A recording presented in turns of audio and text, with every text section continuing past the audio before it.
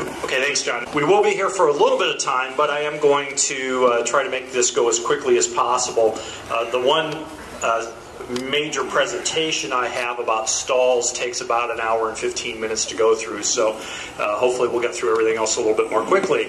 This is what we're going to do tonight. We're going to first talk about reporting and addressing airplane squawks, go through some of the procedures of how we identify when airplanes have maintenance issues and what happens after that. And I'll invite some of the folks on the maintenance side to comment about, Jim and all, to comment exactly what happens after a squawk is identified and how an airplane is eventually returned to service.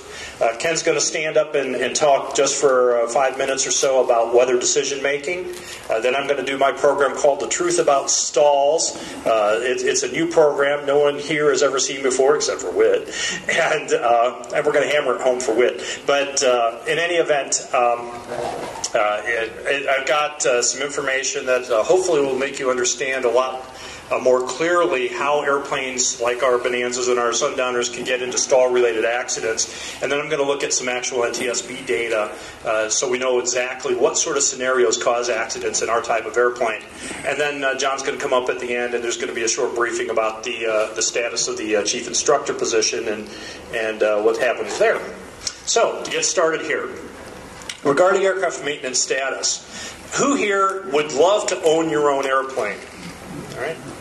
Well, guess what? We own our own airplanes.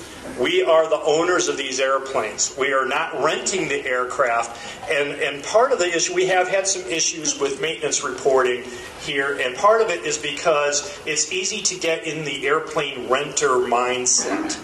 We schedule a plane, we show up, we take it out, we bring it back, we park it, we go, we get billed for it, we pay the bill. And we think of ourselves as renters of the airplanes, when in fact in a club we are the airplane's owners. We are fully responsible for them. So I challenge you to think of yourself as someone who is fortunate enough to own a whole bunch of airplanes, and then you get to pick and choose the one you're going to use. But we are the airplane owners, not the renters. We're all responsible for the mechanical state of the aircraft. And as a matter of fact, the federal air regulations make an airplane's owner-operator responsible for the maintenance state of the airplane. Not the mechanics, not somebody else, not your instructor. The people who own the airplanes, and legally we are the people that own the airplanes, are responsible for their maintenance status. So we need to think of them as our aircraft. We're responsible for the cleanliness, the timely return, and everything else. And also, we want to take care of each other. We don't want anybody to have a situation where you show up to fly an airplane and the airplane's grounded or it's not available. So we're going to talk about what happens if you have charge of one of our airplanes at some point. You're flying your airplane and you find something wrong with it. How do you report it? What happens? First, reporting maintenance squawks.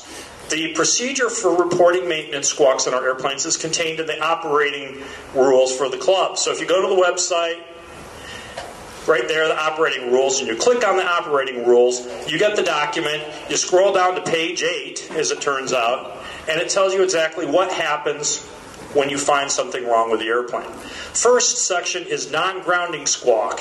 If you encounter a squawk that does not require that the airplane be grounded, you have two obligations. The first is mark the squawk in the book, in the airplane's book. Actually write the squawk down in the book. So the next person who comes out and looks in the remarks section of the book, which we all should do, sees what you've found. The second obligation you have when you determine a squawk on the airplane is to put that squawk in Flight Schedule Pro. We're going to look very briefly in a moment how you do that. But we have two obligations, and this is anything that, it doesn't affect whether or not the airplane should be flown or anything like that, but a really minor issue, we still have the obligation to do these two things, to document the situation so the mechanics can eventually find it and know what to do, and so that the next owner that comes out and flies the airplane knows what the situation is as well. Now, let's say that it's something more serious and the airplane needs to be grounded. We have a whole lot of obligations if we find something that causes us to ground the airplane. And we're going to talk in a minute exactly what those sorts of situations are. But first, we have to do the two things that we had to do when it was a non-grounding squawk. Write it in the book, Put it in Flight Schedule Pro. The next thing is hang the airplane grounded sign on the aircraft panel. The grounded signs are in the seat pockets of the aircraft. And I meant to go pick one up and bring it out here, and I was a little behind and I didn't get it. But there is an airplane grounded sign. You hang it on the panel of the aircraft. So it is very obvious when the next owner comes out to fly the airplane that the airplane is not airworthy. It needs to be grounded. Now, here's an important note from our operating rules.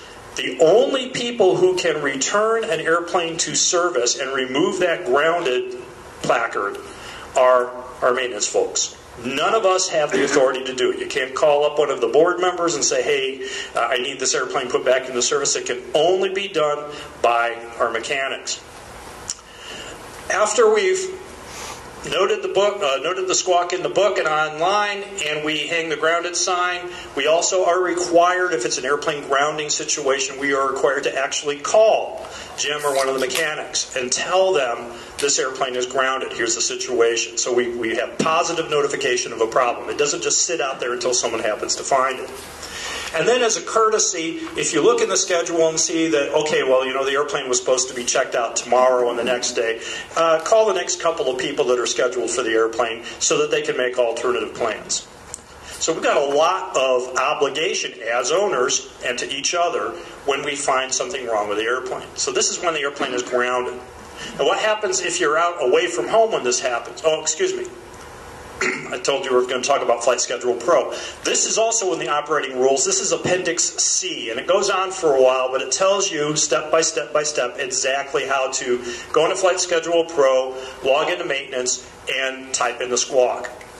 Now, when you write a squawk, and correct me if I'm wrong here, because I tend to explain things too much, and what we really need to have in here is not, I think the airplane is doing this because I see that. Just write the specific situation. Now, when you call the maintenance officer and tell them that the airplane's grounded, then you can give all of the indications. But just write down, left fuel gauge inoperative. And, you can tell later on, well, it worked okay for the first half of the tank, and then it went down to 0, then it bounced up and down or whatever. But just a nice brief item in there. It grounds the airplane. It has to be fixed. But we don't have to write a novel in the Flight Schedule Pro. Just give the basics on that. But Appendix C of the operating rules tell us exactly step by step how to use the maintenance squawk section in Flight Schedule Pro. What if you're out on a trip somewhere? You've flown the airplane to St. Louis or something, and you've got a problem on the other end.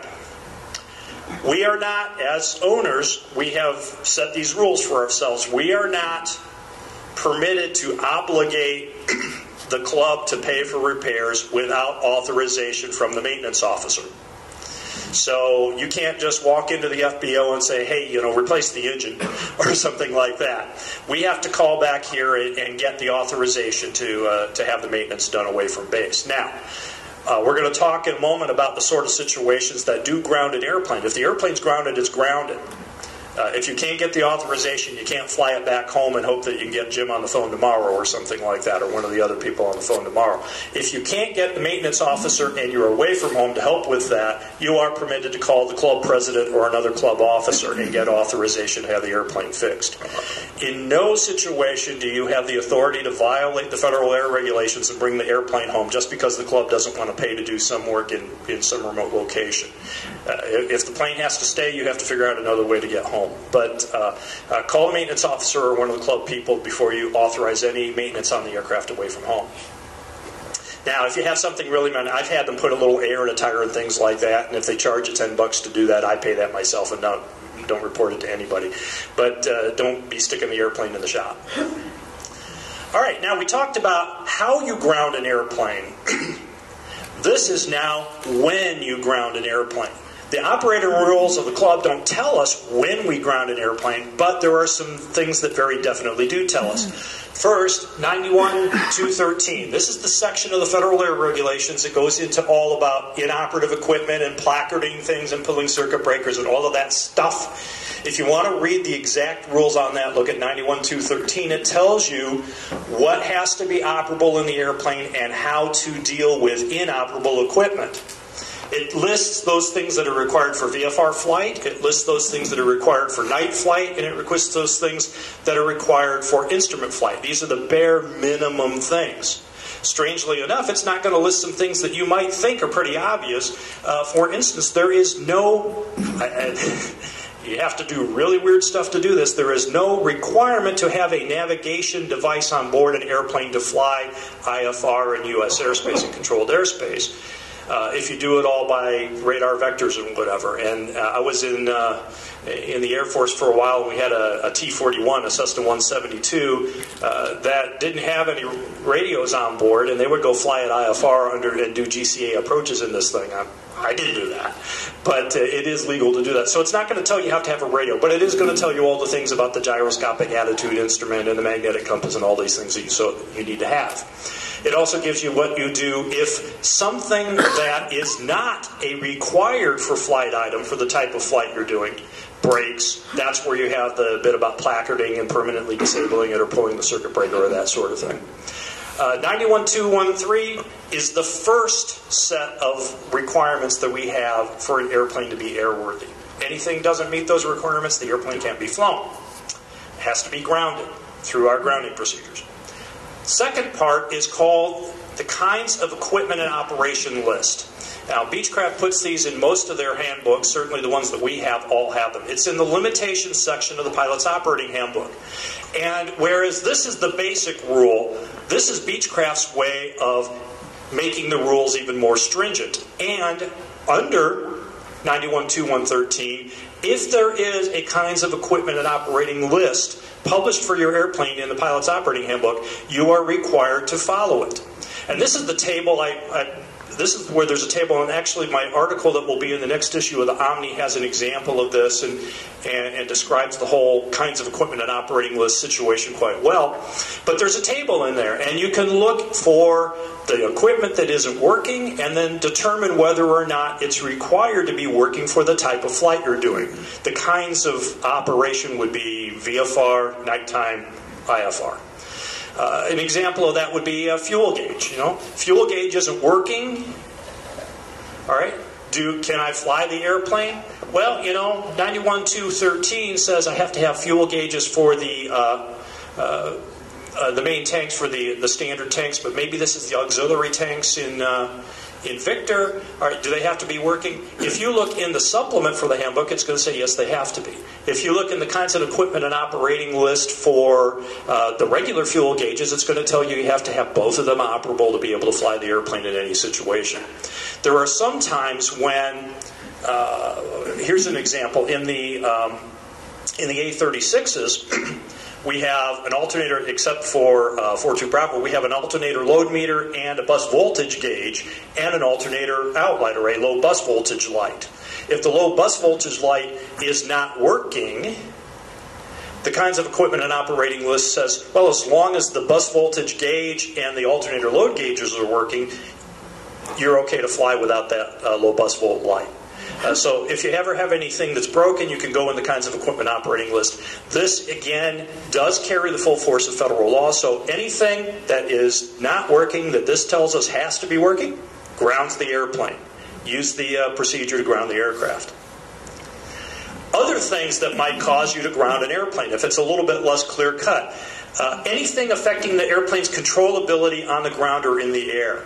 Now, I don't even remember who sent the information, and I'm not going to go into the full detail unless somebody wants to talk about it, but very recently one of our owners, one of our members, was scheduled to take a practical test, an FAA practical test, and showed up in one of the sundowners was, one of the brakes wasn't working on one side. Now, we had a situation along those same lines a couple of years ago where the brakes weren't working and the plane ended up going off the runway. In any event, it's a required before flight item, but it's not listed in that kinds of equipment and operating list, and it's not listed specifically in 91213. But it does affect your ability to control the aircraft, therefore it's cause to ground the airplane. If you've got a mushy brake line, it might not be grounded for long, it might be something they can pump up right away, but it is grounded until you fix that. So anything like that that determines your ability to, or affects your ability to control the airplane on the ground and the air, is something that it's cause for grounding the airplane unless you happen to be able to fix it immediately because the maintenance people happen to be out there. Other things, if you find things that are squawks on your pre-flight inspection, landing gear hand crank is covered up by the spar cover. Our people here know enough about that, but we see that a lot out in the field where mechanics will put the plastic spar cover over the manual landing gear hand crank on the Bonanzas, and you can't get the crank out. You wouldn't be able to hand crank the gear down if you needed to. Emergency exit safety wire on the emergency exit windows are required for flight items, so you actually have to check those, lift up those Velcro covers. Being careful not to break the safety wire in the process of checking the safety wire. But if it's not there, you can't fly the airplane. Any significant propeller blade nicks, generally if you run your finger over it and you can feel, it snacks your finger, that's enough of a prop blade nick. I'll tell you that we do occasionally see propeller blade failures in the fleet, especially if the nick's out towards the end of it, because that part of the blade incurs an enormous amount of stress in operation. So that grounds the airplane. Any fuel leaks or drips. This is a situation I grounded an airplane, one of our airplanes, a while back because I was out here. I wasn't even going to fly that day, but as I was walking out to take some pictures of one of the airplanes, I noticed that one of the other airplanes had a continual drip down out of one of the fuel strainers, and so we went through that. This is where I learned a little bit more about how the grounding procedure worked. Anything like that grounds the airplane. If you can't hold the seats in position, that's a common squawk in some older airplanes. Ours are all in pretty good shape. Anything wrong with the seat belts or shoulder harness, anything like that, go through the grounding process. Get it fixed. Of course, if there's something that adversely affects the engine, if the throttle control is a little sticky and you can't really get it to smoothly move, or the propeller control, or the mixture, those are issues that ground the airplane until it can be fixed. Any sort of fuel selector issue or a fuel selector that can't go to the off position. In those planes, like most of our A36s that have that little plastic thumb stop you have to push out of the way to get the selector to go to the off position, if that hasn't been exercised a lot, I've been in a lot of airplanes that we've had to ground with flight training customers who've never switched the tank to the off position, and that had corroded to the point you can't push that out of the way. Well, now you've got a situation where if you've got an engine fire or something like that, you can't turn off the fuel, so that grounds the airplane. That's the sort of thing you should be checking before you fly the aircraft. And then any sort of failure on the before takeoff checklist. It's real easy to rationalize away a squawk when you've got the airplane pre-flighted and loaded and you're all the way out at the end of the runway, and now it's time to do a run-up. And you do your run-up, and your magneto, when you switch over to the left mag, it bounces and does this thing or whatever. It's real easy to think, it's all right, I've got another one, and go ahead and go. But that's something that grounds the airplane. Now, you may be able to lean the mixture out and burn some carbon off a plug, maybe if that's the problem, but if that doesn't fix it, the plane's grounded. Leave it where it is, go through the grounding process. Or tie it down, but... All right. Now, here I'm going to ask, where'd Jim go? He ran away because I told him I was going to ask him a question. All right. If you would, please, can you come up and just very briefly, when you see a squawk, what happens on the maintenance side of the house? Oh, I'm sorry. Was it what I'm? All right. Do I have to hold it closer? All right. When we see a squawk, what happens next? Thank you. Basically, when you see a squawk, you're going to be going to Flight Schedule Pro. We don't maintain the paper copies in the books anymore because I can access the Flight Schedule Pro from anywhere at any time. Whereas when it was put in the book, we didn't always get those squawks reported so quickly. So Flight Schedule Pro is a place where you want to go enter that information in for us. And then Ed and Stacy and myself all monitor that quite closely. And then if it's a grounding item, then one of us will go in and actually ground the aircraft. Normally we do receive a call when it is a grounding item so that we can get the airplane grounded and prevent somebody else from scheduling it and not be able to fly it. Now you're hanging up the tag in the airplane whether you get a hold of us or not, so then the person definitely knows that it is a grounding squawk, and you can write that in the comments there. Basically, we take those squawks off of Flight Schedule Pro, and we have the squawk sheets that we work the squawk on, which allows us to sign off the return to service on that sheet of paper by the person doing the installation of the equipment or the repair, and then also by a second person doing the inspection. And then I take that information, which is the sign off, it becomes part of the the records, but then I take that and type it up into a logbook entry. The FAA likes me to have all that typed up instead of handwritten. Something about my writing looking like a doctor's or something, I don't know. So I type it up and put it in there, and then that's the official return to service that's in the logbook. But the actual return to service takes place on the squawk sheet for the individual squawks as the A&P signs it off. Okay, this is what we normally do. They get it? I think so. How about situations that require a flight test? How's that happen? What would require a flight test, and how does that happen? Anything affecting the flight controls of the aircraft, or flight controllability, ground control even, we wouldn't necessarily fly it for the ground control, but if we work on the nose wheel steering system or something, we'll typically taxi it. If we've made an adjustment to any of the flight controls or anything that would affect the flight characteristics of the aircraft, then typically we're doing a flight test with a qualified individual, and there's no passengers on board, so there's no risk that way. And so that's normally what we're looking for, is if it affects the flight characteristics of the aircraft. Yeah. How long are the answered squawks held? I mean, do you do like 3 months and remove the old ones, or is there... Typically, it depends on the squawk. If it's some of the squawks we'll leave on there for a period of time. I don't have a definite period of time that I'll leave them on there. When the page is full, I can't get it to print out, then I sometimes delete more of them, quite honestly. So if it's a minor squawk and it's a low, tire that's maybe low on tread or brake that's soft, typically we'll sign those off, and we'll just leave them on there for maybe a week or a few days, depending on what it is. So there is some record that it's been corrected, but basically we don't take it off until it has been corrected. And we go back in. There's a field where I can go back in and write a comment on there. I have to shorten it up, and I can usually put in there what we did to address the problem. And then I leave it on there for approximately up to a week. Good question. Other questions? Can you get off easy? They're saving for you. Right. Okay, let's see. We got everything there. I would like to say one more thing. Before we mentioned, I guess I want to ask a question more of everybody here. We mentioned that we were to enter it into the logbook in the airplane and then also into Flight Schedule Pro. I think I heard from Jim that we no longer maintain the logbooks in the airplane. So is that something we need to change in the operating rules? Do we still want to place the logbook to have both entries? So Jim's saying no. So just to be clear, you're the pilot in charge. You're supposed to go and log in to that Flight Schedule Pro for that airplane and view it. And whether you use it from your phone or whether you use a computer in the flying club, etc. So I just want to clear that up. Yeah. Okay, great. And I gathered that from Jim as well, that maybe the board needs to be looking at operating rules change just to eliminate that second part, so we don't have to.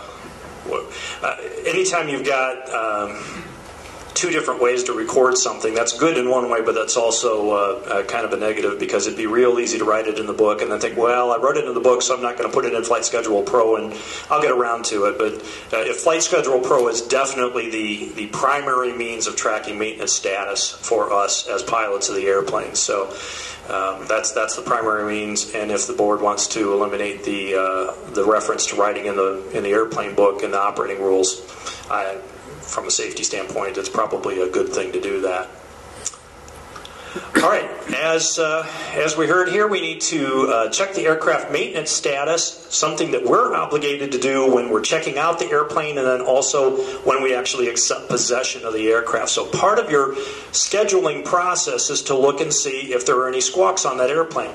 And frankly, you want to know that. I've scheduled an airplane that had a couple of squawks that, for instance, if you're going to be flying in some fairly significant instrument conditions and you have an issue with an intermittent autopilot, you might want to know that. You might want to choose a different airplane.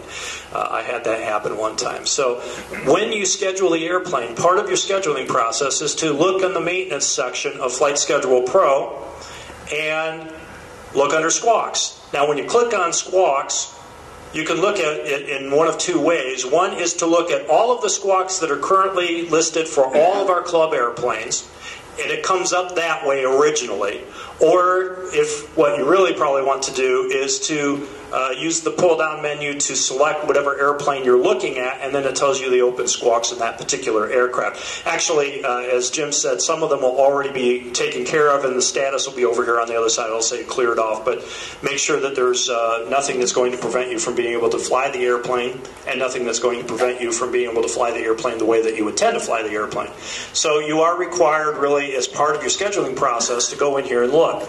I also like to look at this maybe the night before I'm going to fly the airplane, and really, if the airplane's flown any between the time that I last looked at this and I'm ready to go again, I really ought to get out my iPad or whatever and take one last look when I go out to the airplane. So pre-flighting the airplane is seeing what the results of other people's pre- and post-flight inspections have revealed, and then doing it yourself. And you do that all through Flight Schedule Pro. Lastly, in this section here, we have a safety reporting form that is also on the BEFC.US website. This is not a way to report squawks on the airplane. This is not a maintenance reporting form. It's general safety information that actually goes to the chief instructor and is reviewed by the board. And it is, again, under club information on the website. I think I've got it there. Yeah, if you click on club information and then the safety reporting form, you get this format right here. You write your name, you write your phone number, and your email in case somebody wants to talk to you about this. What did you see? Do you have any conclusions as a result? And what do you feel are any action items associated with this?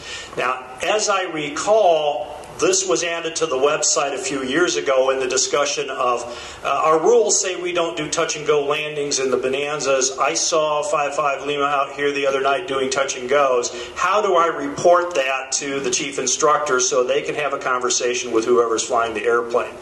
And this is the result of that. I believe that these can be anonymous if you want them to be, but this is where you would let the club know, hey, the fuel strainers are gone from half of the airplanes, or I got out here to 23 Charlie and whoever had it last time didn't put the gust lock in.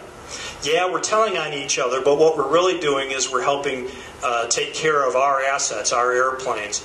And this is a way for the chief instructor and for the board and for the club membership to learn some of the trends that exist and to be able to correct these sorts of items. So all you have to do is, again, go to the club information and safety reporting form and you can type that in. Any questions at all about maintenance squawks, items that will cause you to ground the airplane or the safety reporting system? Yes, sir. Yeah, I had an instance last year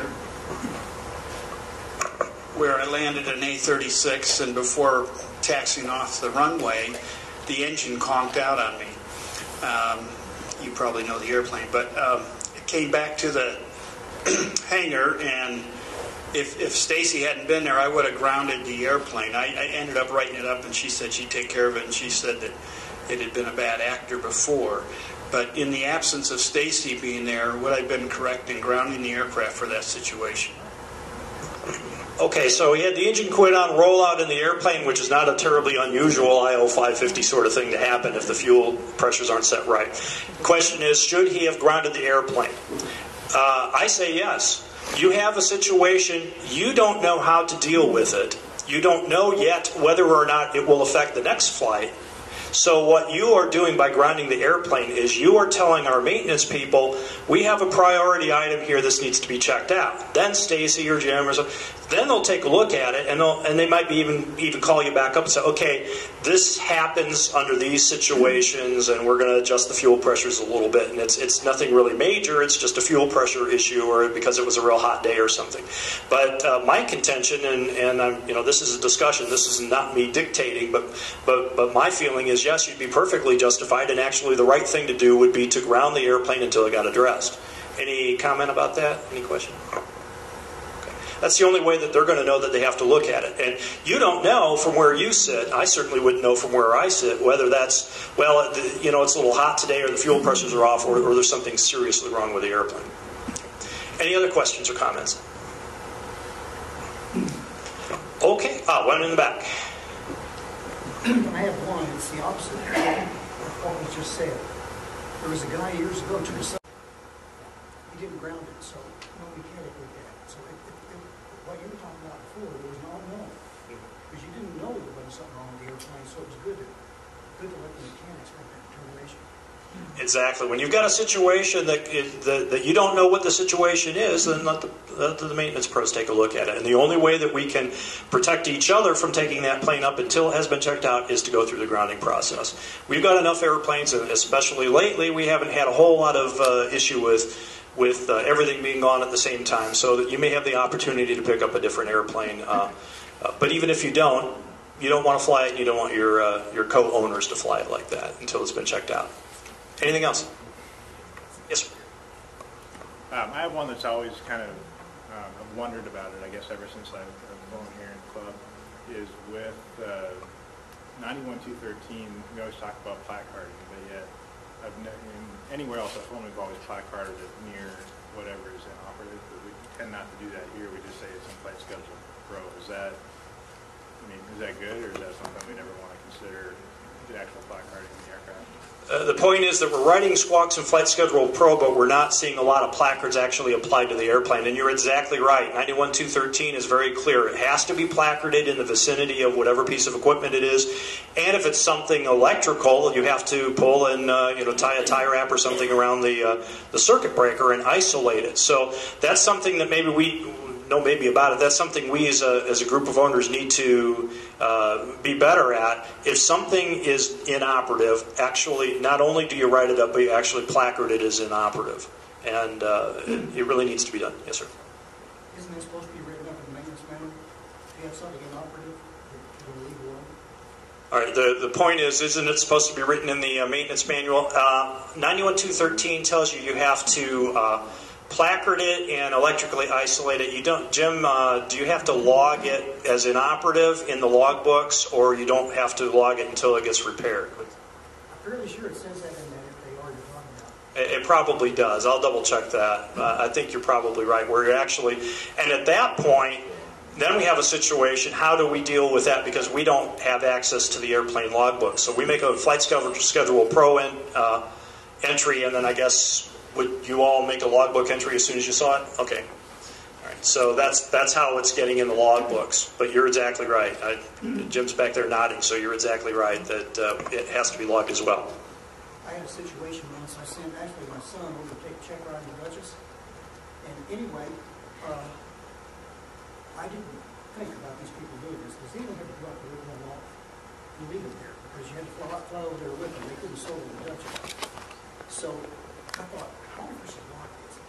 I did. They were coming right back. So anyway, he went in to take the test, and while he was in there, he took the logbook to these guys, and they sent some maintenance FAA guys out there to go through the airplane. And they found that there was something that had been done to the airplane, but it was not in the logbook. I think it was a placard that one of the fuel off valves. So they said he couldn't fly. But my son at that time had finished an A&P, and they said, you're a commercial pilot. They said, as an A&P, you can sign this off. So it's either that or you take it back to Dukes. It was there, obviously, but there is a little bit of a disconnect without the logbooks there, but when you have a year, there's no real trouble. We just have to take them to check rides. Yeah, and again, there is no, in the United States, there isn't any requirement to carry the airplane logbooks with you, and actually there's something of a disadvantage if you do that. If anything really bad happens, you want to be able to have the logbooks handy. But yeah, this is something maybe we need. I'll try to address maybe in a future Omni article, and maybe Jim or somebody else can help me out with this. But the specific steps to take when you placard an item, because they do have to be placarded, as you suggested. Anything else? Okay, well, we're going to move on, and I'm going to bring Ken up here, and he wants to talk just a moment about weather planning. Thanks. Good evening. How are you today? Good. Great.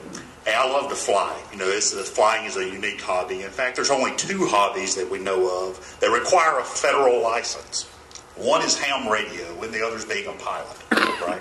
So with this level of uniqueness, you wonder what makes us different from all the rest of the hobbies, from the boaters, everything. So I started looking at some statistics. I love statistics, right?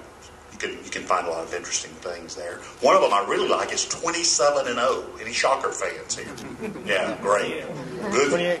28 now. Oh, you're right. I'm one off. You can tell I prepared this earlier in the week. So, every Wednesday evening, every first Wednesday every evening, now the Chevrolet dealership, the Corvette Club meets, right? What do they talk about? Do they talk about the fact that in 2012 there were 34,000 fatalities in automobiles? Probably not, okay? How many of you are boaters, right? Anything there? Tony's a boater, I know. You guys sit around and talk about 651 people that died in boating accidents. I know too. All right? Not really talked about much. Aviation is unique in that we talk about our mistakes in advance. And in 2012, there were 267 fatalities. So to put that in comparison, that's 4 Coke arenas full of people that died in automobile accidents, but not many people talk about that. But if you let one general aviation plane land uneventfully on an isolated road, it's going to be in Wichita Eagle the next morning, right? That's just the way it is. Our hobby, our profession is highly scrutinized. So, given those statistics, I want to talk to you about a flight that I made a mistake in. And I do that not to brag or to make fun of the mistake, but I want to be able to provide you with some information where maybe you won't make the same mistake I did. Because let's face it, we haven't got time to make all the mistakes that are available to make, right? One of them will catch you, and you might be one of those 267 people in 2012. So mine started the morning, Sunday morning before Oshkosh last year. Got up, looked at the weather again. I knew I had a narrow opportunity to get out of Beachfield BFR. About 4 hours. So hey, no big deal. Marginal, I can handle a little marginal, 3 miles visibility, that's 1.5 miles this way, 1.5 miles that way. Just kidding, I know the rig. But we knew there was a small chance there. We got there, had a flat tire. So, first link. Then, second, if you're going to be somewhere with a flat tire, by the way, Beachfield's the place to be, in a Bonanza anyway. So we get the tire changed, an hour's gone by, look at the weather again. Oh great, it's improving. I'm looking at Mid-Continent first. Then I'm looking at McConnell, our official weather for Beachfield. It's improving. And which runway do I use? 140 winds south. No big deal. I'll take off to the south, make the pattern, turn back, and be on my way. Problem is 140 means that it's more out of the east, not the west. So the weather was deteriorating, not improving. And as I took off, I entered, I was still in Class G, right, as I got out, but on the edge of Class G, and got into areas of very limited visibility. And, you say you can call up ATC and get the right answer, right? That's what we're told. You make the 180-degree turn and head back to the field or the weather you just left. When you are in the situation, sometimes you make the wrong decision, right? Instead of turning back to Beachfield, I said, but the weather's improving, I'll come out of it, right? I'll get better, I can still see. And then I saw Santa Fe Lake. I know I'm out. I turn to the north and keep flying on the edge of G-class airspace. During one of those turns, I leaned forward a little bit. Bad idea. If you're in and out of limited visibility, looking at the instruments and looking up, you tend to experience vertigo. So that's the next thing that happened, was the beginnings of, I don't know where I am, flying by the seat of my pants. Luckily, I had a co-pilot that said, hey, if you're getting too slow, you're to turn. Get the wings level. Do it again. Get the wings level again. Say, okay, tell me if I get slowed. So I've got an oral. At that point, I make a decision that, hey, this ain't working. This is not the way to fly and be successful. So I engage the autopilot and dial in a hold altitude and a heading and keep flying. My thought was the next thing I'll do is call ATC and get the right, get back to the right airspace. Some fear inside made me make a decision that was stupid. I didn't call them. Maybe I was scared of filling out forms. Maybe I thought there was be enforcement actions down the road.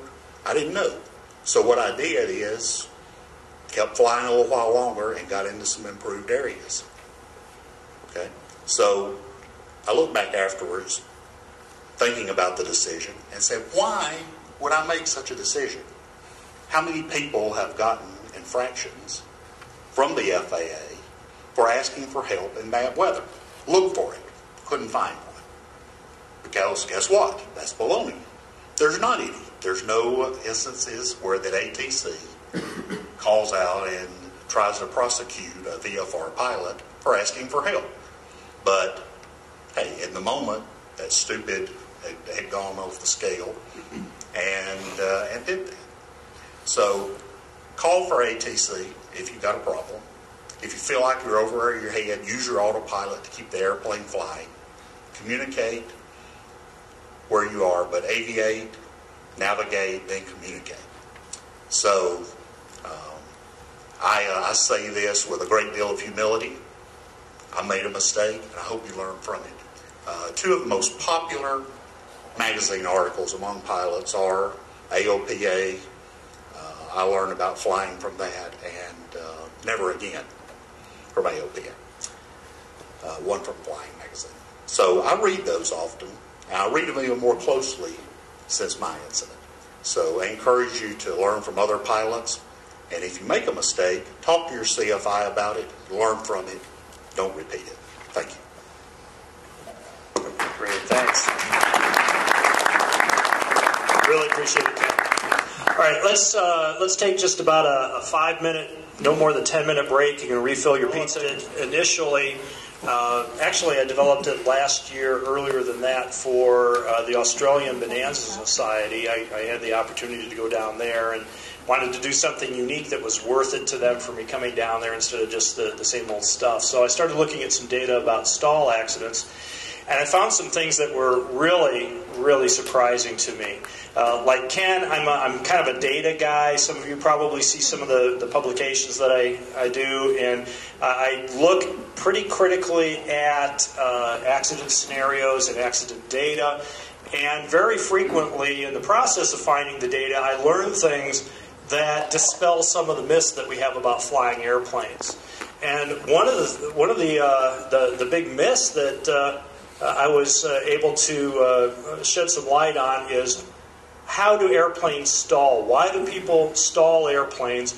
What are we teaching people incorrectly so that they do not recognize and avoid stalls? And how can we teach people to better visualize situations that lead to stalls so that they can recognize the issue and recover from them?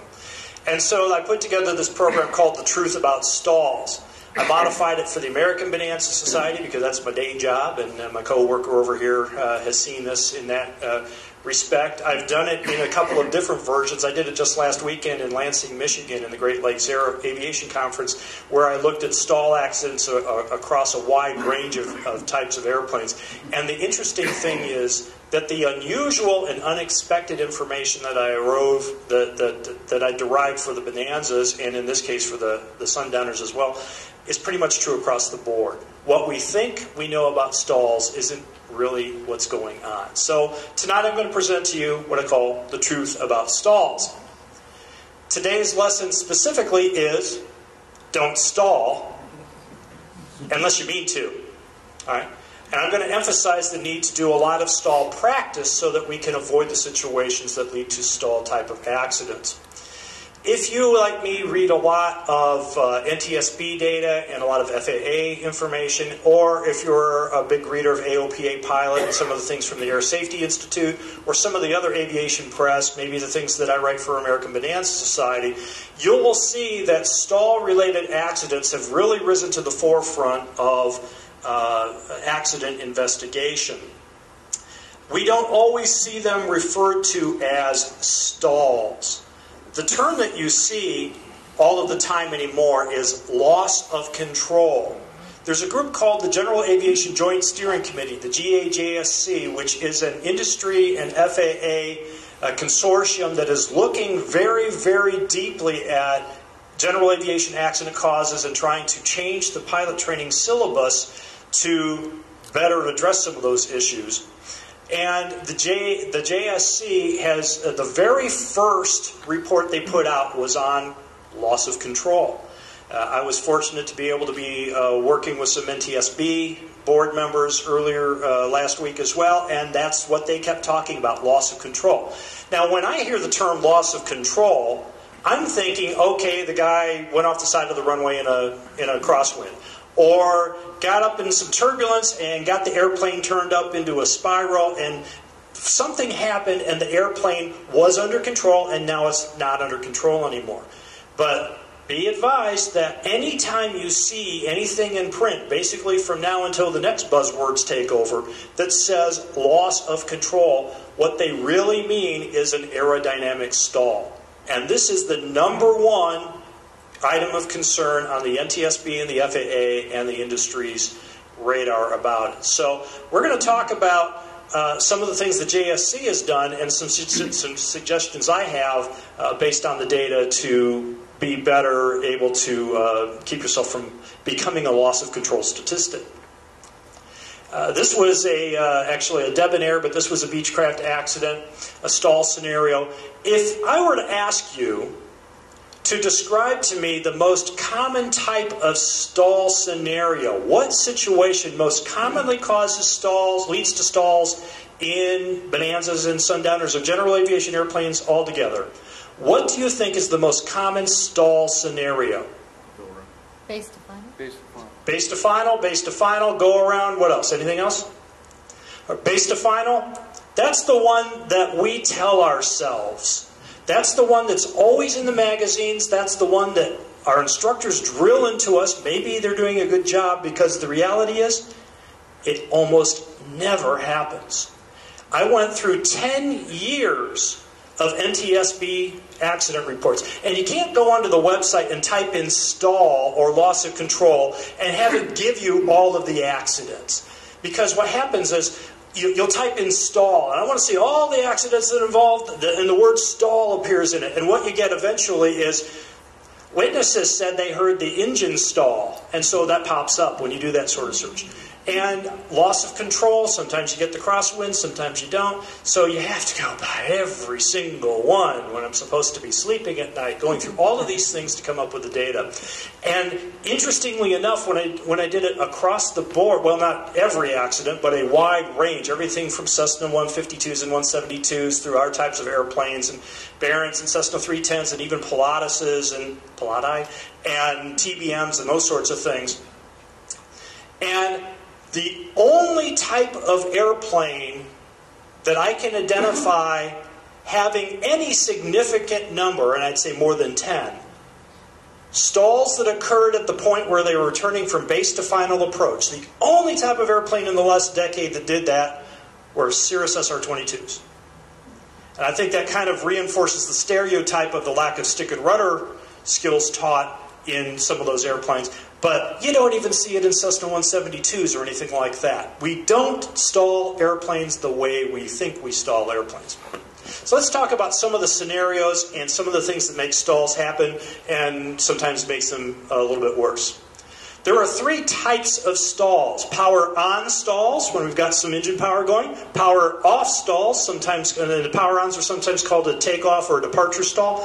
Power off stalls are an approach to landing stall, and then an accelerated stall. What's an accelerated stall mean? More than 1 G. It is sometimes related to bank. We're going to talk about that in a moment. It's not always related to bank. Well, high Gs are almost always related to bank, but banking does not necessarily always result in high Gs.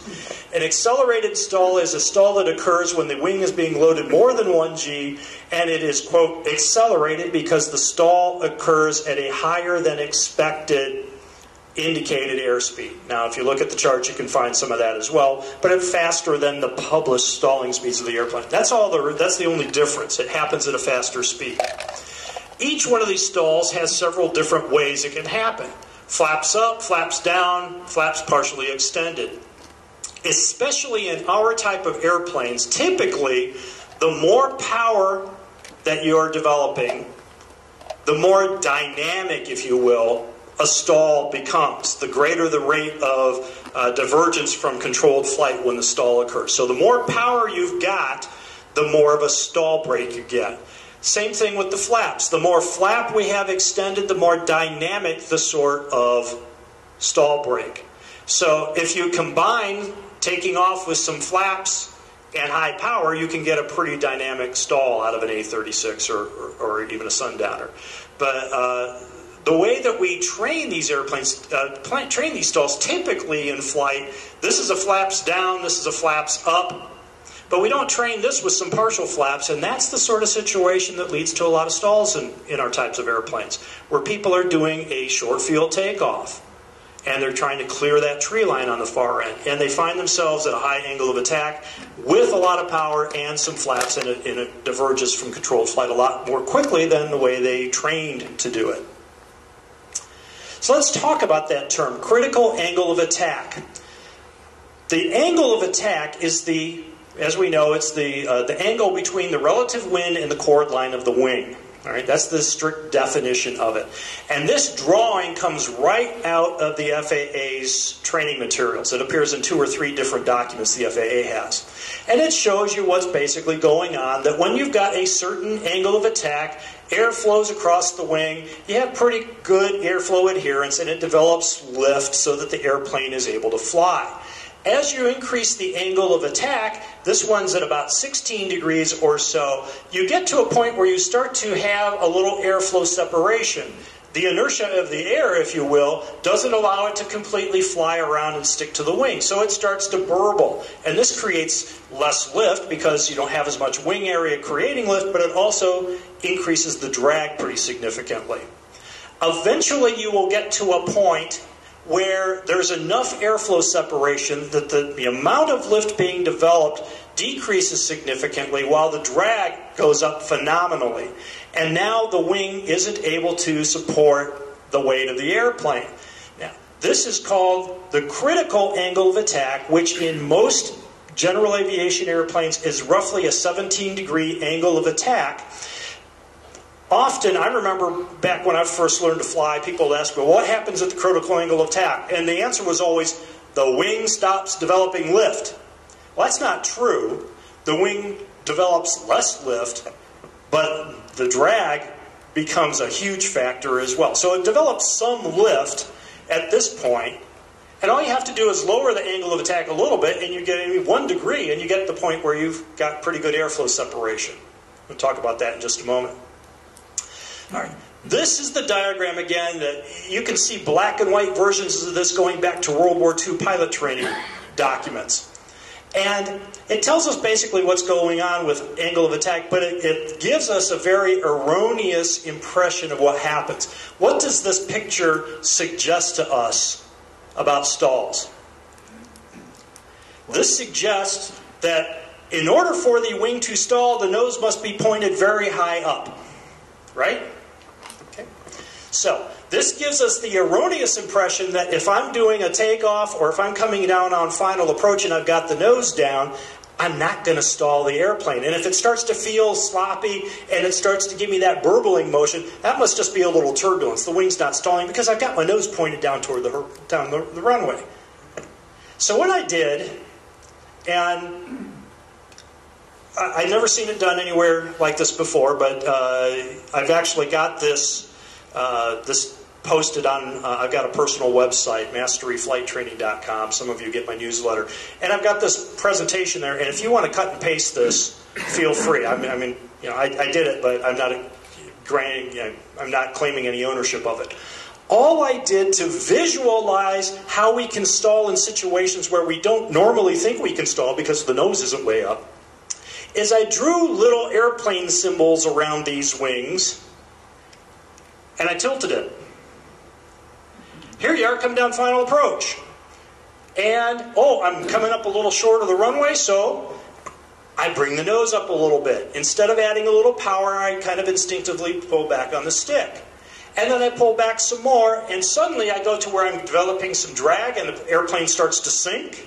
And so I naturally pull up a little bit more, and pretty soon I can be where I am still pointed way down toward the runway at the critical angle of attack of the airplane. And this is something that we don't show pilots very well, that you can stall the wing when the nose is pointed downward. Now, who's an instructor here? Okay.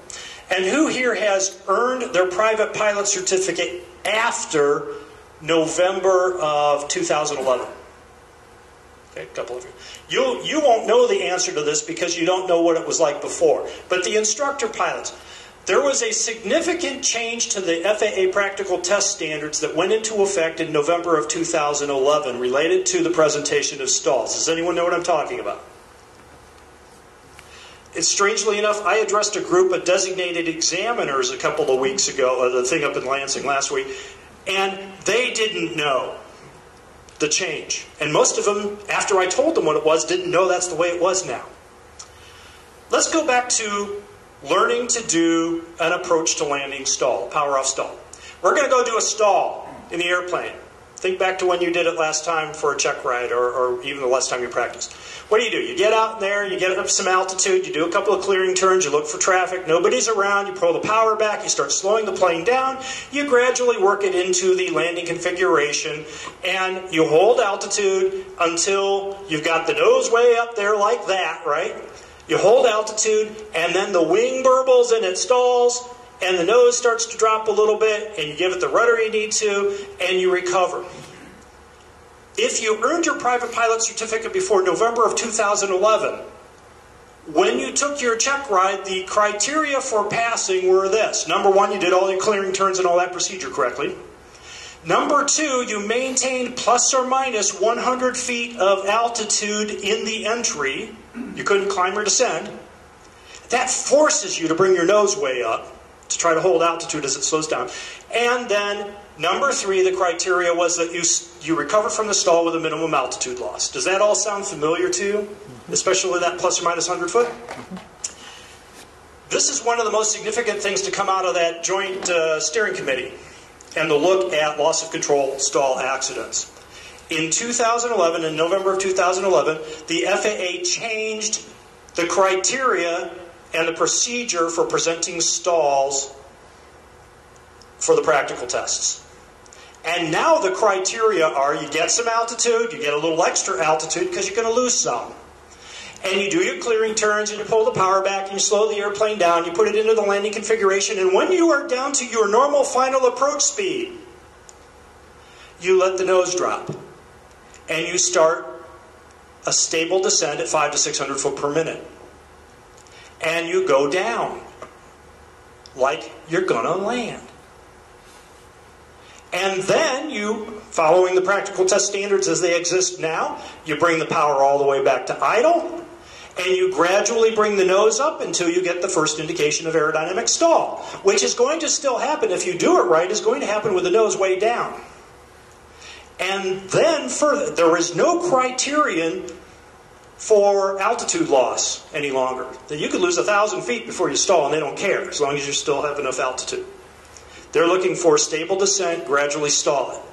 And then the recovery, instead of recovering, I didn't say it, but the recovery was always recover at your initial altitude. They want you to hold altitude, stall, recover at the same altitude with a minimum altitude loss. Now the criteria instead says, you come down, you stall the airplane, and you recover to a VX climb attitude and power and configuration. They actually, somebody got it right. They actually want us to present and practice and be evaluated on stalls the way they would actually happen. You're coming down final approach, you're coming up short on the runway, you start bringing the nose up, and the plane burbles and it stalls. And if you stall an airplane at 300 feet above ground level on final approach, you don't want your natural reaction to be minimum loss of altitude and try to hold it level. You want your natural reaction to be, let's put this thing into a VX climb and go around. And that's what the change in the practical test standards are. So if you are an instructor pilot, start training people that way. If you're not an instructor pilot, but we're all pilots here, when you go out and practice them, practice stalls like that, because this is going to ingrain in you the reactions that you would need if you actually stalled an airplane for real. And further, it's going to, if you do it right, you can clearly see that the nose does not have to be pointed way up to the moon in order to stall the airplane. This is a very, very common sort of stall scenario, coming in at a high angle of attack on final approach. Not during the base to final turn, but very frequently on short final. And those stalls that occur in the landing configuration, those power-off stalls, especially in Bonanzas and Sundowners, especially Bonanzas, tend to be dropping it in from 50 feet above the ground on short final or even right over the runway. They don't tend to be way out, a mile from the airport and getting a high angle of attack on one wing and snapping it over. We don't do that. Now, we train ourselves to do that. We read about it all the time. So maybe we're doing something right. We don't want to stop practicing that, but we do want to start practicing stalls like this. Another very common stall scenario looks exactly the same in the diagram, and that's a stall on a go-around or a missed approach. You're coming in, and instead of coming up short of the runway or something, a deer runs out there, there's traffic, or for whatever reason you decide you're not going to land this time around, I'm going to go around. If you allow yourself to pull the nose up before you apply power, you get exactly the same sort of situation. Further, if you trim, especially in the Bonanzas, if you've just got 2 people on board and you still have a good amount of fuel, well, the Sundowners are pretty nose-heavy airplanes too. If you trim a lot on final approach and you get the thing slowed down to 90 knots or 80 knots and you're still trimming the nose up, and then you decide you need to do a go-around, it's going to pitch up to a high angle of attack. It might or might not cause the nose to come way up, but you are initially going to get a significant increase in angle of attack. And this sort of thing is what goes on here as well. Oops, getting ahead of myself. There we go. Same sort of thing. Stall on, go around. It looks exactly the same. So it doesn't look the way, this is the way we all learned to stall an airplane. This is the sort of thing that actually gets us, and this is how we can practice to avoid it. Here's the same diagram illustrating a takeoff. Yeah, the nose is a little high.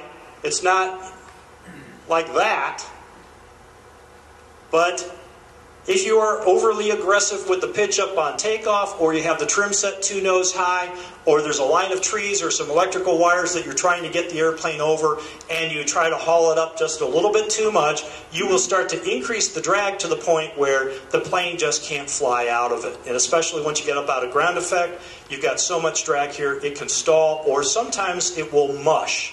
Mushing is where it hasn't actually gotten to the point where the nose drops yet, but there's so much drag being created the wing just can't lift the airplane up out of ground effect.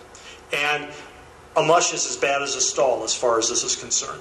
But you can see the nose doesn't have to be pointed up like it is for a power-on approach that we practice. We go up and practice our power-on approaches.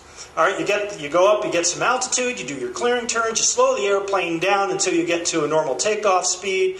Usually you leave it with flaps up and gear up. That's just the way we always tend to do it. Sundowner, of course, the gear's down. And then you bring the nose up, you apply power, and pretty soon you've got to be at a 25 or 30 degree nose up pitch attitude. You're looking at low orbit up here, especially when there are just 2 of you on board and fuel on the airplane. And it doesn't stall until it gets way up like that.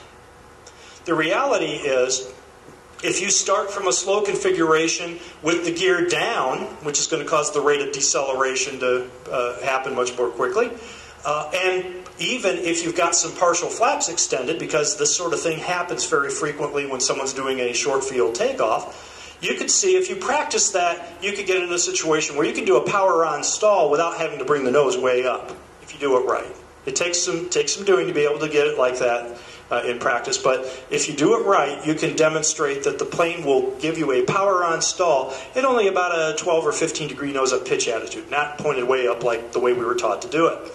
The FAA has changed test standards on this as well. instead of having you slow the plane down and then apply power and try to make it stall within a certain, like I think it's 200 feet altitude is on the private. But instead of doing that now, the criteria is put the airplane into a maximum performance climb attitude and then bring the nose up even more from that. And so the FAA, again, really got something right with the changes in the practical test standards because they're starting to look at these data. Any question about those? All right, so this is what a high angle of attack looks like. And just to visualize again what's going on, of course, the airflow separation is causing condensation here, so you can see it. The nose of the airplane's pointed that way. What direction do you think this aircraft is actually traveling through the air? It's going that way somewhere, and there's this huge angle of attack. It's an extreme case of that because he's got so much power to fly through it, but it's a good visualization, I think, of what can happen at a high angle of attack. Let's look just very briefly at some of those terms and some charts here. I won't look at charts very long at all. Critical angle of attack, again, is the point where the drag builds up and the lift starts to drop off. It doesn't stop generating lift, but the rate of lift generation does decrease. And that happens at about 17 degrees, 18 degrees angle of attack in most of the airfoils in light airplanes. Right next to it, we have the maximum lift. This is about a VX angle of attack. And so what's this tell us? When the wing stalls, you do not have to push the nose down to where you've got a windshield full of ground. All you need to do to go from stalled to the maximum lift the thing can possibly generate is to lower the nose a couple of degrees. And this is something when I check people out in Bonanzas, I can see when they learn to fly in Cherokees or 172s when I'm just making this transition, because if you do the stall with them the first time they do the stall, when the stall breaks, they push the nose way down.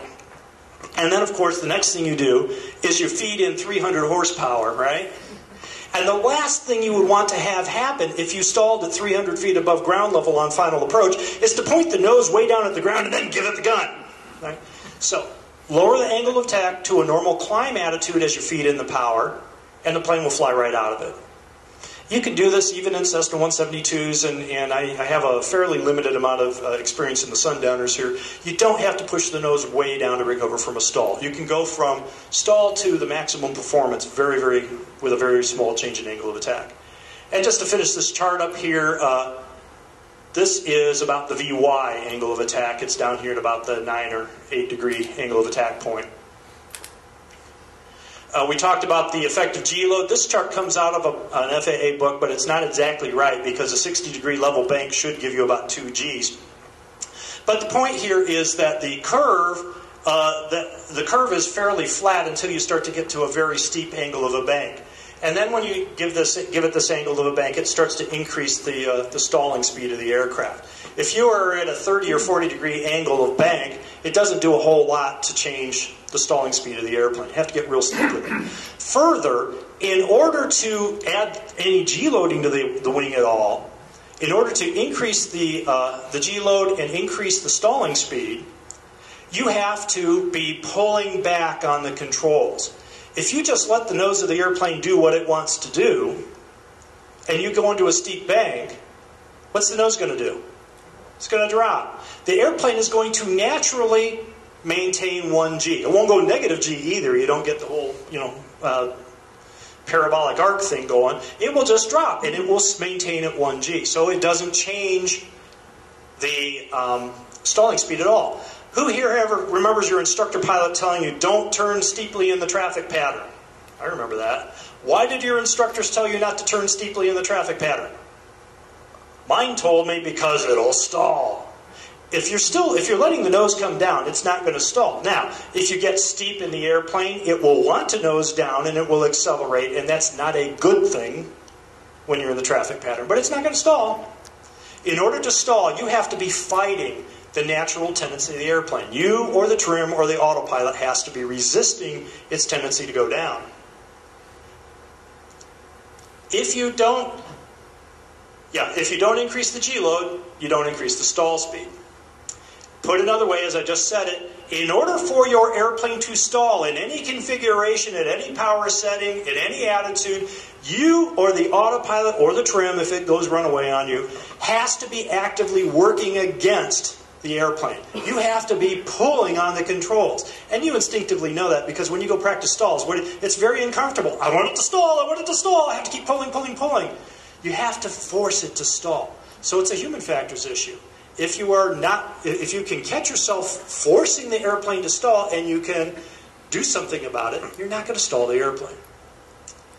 Now, I had a student in Houston, Texas, about a year ago. He still has a nice A36 Bonanza, has a turbo normalizing system on it, and he hired me to come down there and fly with him. He had owned this airplane for a number of years. He had never stalled a Bonanza. He did what a lot of folks did. He did all his training in something else. He eventually bought himself a real nice A36. He did a quickie checkout with the local CFI, and the local CFI was more enamored by being able to log time in this beautiful airplane than trying to actually present any education material. He wasn't terribly comfortable with stalls, and so when the owner of the airplane made it pretty clear that he really didn't like the idea of stalling the airplane, the instructor said, okay, we won't stall. We'll do stuff like that. And he'd owned it for a number of years, and every time he went to get a flight review every 2 years, what did he do? He did what a lot of pilots do. He went and got an instrument procedures check and then had his instructor sign that off as a flight review also. So he's out there doing a lot of good instrument practice, but he just had never stalled the airplane. Then one day he kind of scared himself. He was trying to land at a short field on a hot day in Texas, and he had to go around a couple of times, and he just really decided at that point, maybe he didn't have the command of the airplane he thought he did, so he hired me to come down to fly with him. And I talked to him when I got down there, and this whole subject of stalls came up, and he said, I'm just not really comfortable stalling the airplane. I said, well, tell you what, before I leave here, you will be. But we're going to go at this gradually. So, in the course of the training, I just basically had him flying at progressively slower airspeeds in different configurations. I told him, we're not going to get anywhere near the stall right now. Don't worry about it. Don't be obsessing about, it's going to stall, it's going to stall. Just let's fly the airplane and see what it feels like. And I asked him, what are the different indications that you're feeling, that you're sensing when the airplane is flying at progressively slower speeds and progressively higher angles of attack? The first thing I said, what do you have to do with the control yoke to get the airplane to fly this slowly? Angles of attack. Well, I have to push hard on the right rudder. And it's so much that it's actually kind of hurting my foot. And I don't normally have to do that in a Bonanza, but I feel that I have to push on this rudder. Said, okay, yeah, so we've got two indications. How about the noise level? Now, some of you here probably have some good data on this, and I don't remember it at all. But I remember back when back in the 90s at Flight Safety, hearing from somebody over here where they had done some sound testing, decibel level, ambient noise level testing in Bonanzas, and found that about 90% of the perceived noise in cruising flight was slipstream noise. It's all the air going by. You can't hear the engine very much, you hear the air going by. And when the plane starts to slow down, we have a lot less slipstream, so we have a significant reduction in noise level. And that's one of the things I asked this guy. Now he's got his Lightspeed Zulu headset, so it's not as obvious as it used to be. But I asked him, what's the noise like? He said, yeah, you mentioned it, it is kind of quiet. I said, and then lastly, what sort of instrument indications are seeing? Well, yeah, and I had him doing things in descents and whatever, so it wasn't always way nose up, but he always noticed that the airspeed was trending downward. So I told him, okay, now what you have determined is you have several different ways of detecting an impending stall that all start to give you good, usable information before you ever hear the stall warning horn go off. If you are coming down final approach, and you feel like, man, I'm having to pull real hard on the yoke, or I'm having to push more on the rudder than I normally would. I guess it's getting kind of quiet in here. Or, of course, the airspeed's decreasing. Go ahead right then and lower the angle of attack a couple of degrees. It only takes a couple of degrees, and you'll be safe from a stall. If you're on takeoff and you feel like, well, I'm trying to clear that power line, and man, I'm having to pull real hard to do this, lower the angle of attack. Just a couple of degrees, and you'll get the maximum performance out of the airplane. So we have a lot of ways to predict the onset of a stall before the stall warning horn ever goes off. All right, most of you are probably flying the Bonanzas, right? Okay, and those of you who aren't probably will be eventually at some time. I get this question come up occasionally, so I wanted to very briefly go over it here because it is somewhat related to the stalls. If you look at the stalling speed charts, this is for an A36, you'll see that the curve is not a straight line. It actually comes up and then it bends down a little bit again.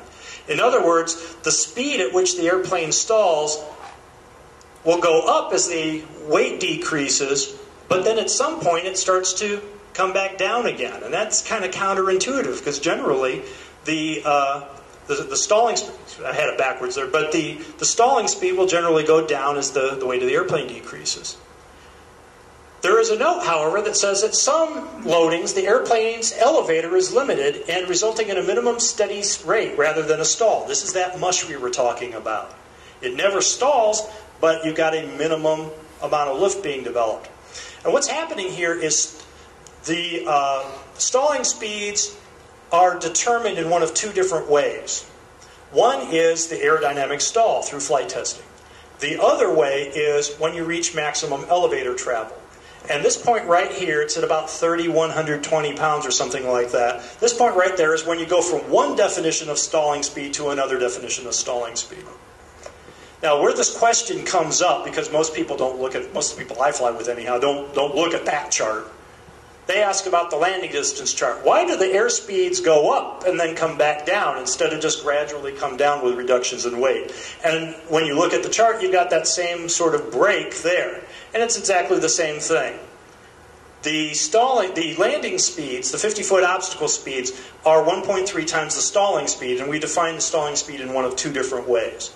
So it's a little bit of, it's trivia, it's esoteric, but if one of you is checking out somebody else in a Bonanza and anyone ever asks this question, why do the speeds not follow a straight line? It's because we define stalls in one of two different ways, and in certain loading conditions, you will reach full aft elevator and the airplane will never give you a traditional stall, but you have to base all of your performance off of that.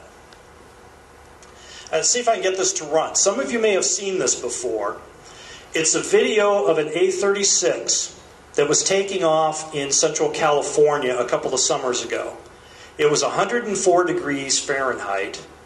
It was the pilot and his family, a total 5 persons on board, were taking off. And if I can get it to run here, the video quality is fairly poor, but you'll be able to see what's going on. And just think about, as you look at this, think about what the pilot was thinking and think about angle of attack and some of the indications he might have had. All right, so he's taking off. First point is it's taking a lot of time to get off the ground. Now watch what happens to the pitch. He starts bobbing it up and down, and then he pulls it off. He's at a high angle of attack, and what's happening here? All right?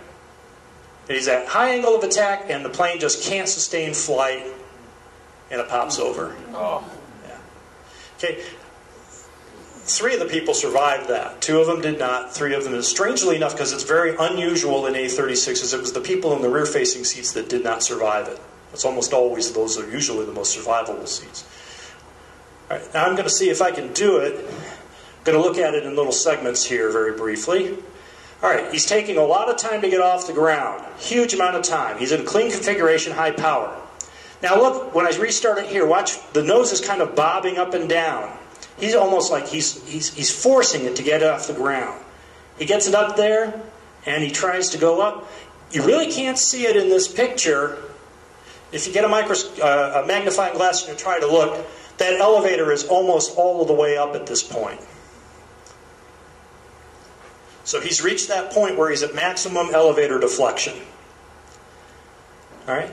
Now, he starts wobbling back and forth. What's going on when it starts to wobble?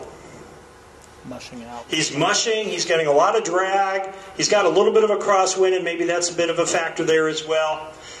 You really can't see it very well, but you can see a little bit. You've got some aileron deflected here. When a wing starts to drop off, your natural tendency is going to be to try to roll it level with the aileron. But what's the problem if you add aileron at a high angle of attack? Correct. Okay. You increase drag significantly on the wing that has an upward deflected aileron. And if it's already in a mushing condition, or very close to it, or a full-blown stall, and you apply aileron to increase drag on one side, that wing is going to have less lift than the other wing. And what's the tendency of the airplane going to be? It's going to roll right on over with you. Eventually, this could lead you into a really nasty sort of snap situation. But what seemed to be happening here is He's trying to correct for this, I'm almost going to stall, and he's just making it worse. He's increasing the amount of drag being created. And now he goes to a very, very high angle of attack. You see he's pointed up, but the airplane's going down. Just at that point, he had nothing really that he could do. Now, if you found yourself in a situation where you've got the nose way up and it's sinking downward, what would you do? The only thing you could do is push forward on the controls to lower the angle of attack. Unfortunately, he had some fairly significant rising terrain ahead of him. He really didn't have any options once he started his takeoff roll, or certainly when he got down maybe halfway down the runway, he's still on the ground.